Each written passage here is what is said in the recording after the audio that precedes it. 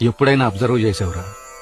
కుక్క కరిస్తే అది మగ కుక్క అయినా కరిచాడనరు, కరిచిందనే అంటారు. పక్షి అరిస్తే అది మగపక్షి అయినా అరిచాడనరు, అరిచిందనే అంటారు.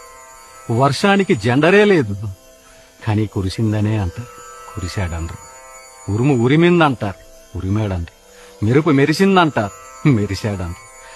కంప్యూటర్ దగ్గర నుంచి కాలీఫ్లవర్ వరకు, పారే నదుల దగ్గర నుంచి జారే జలపాతాల వరకు ప్రతిదీ స్త్రీలింగానికే సంబంధించిందిరా.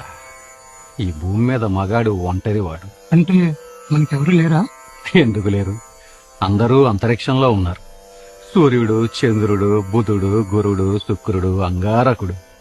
ఈలాన్ మస్క్ గాడు మగాళ్ళందరినీ మార్స్ మీదకి తీసుకెళ్లే రోజు కోసం ఎదురు చూస్తున్నానరా. అప్పటిదాకా ఏం చేయాలి?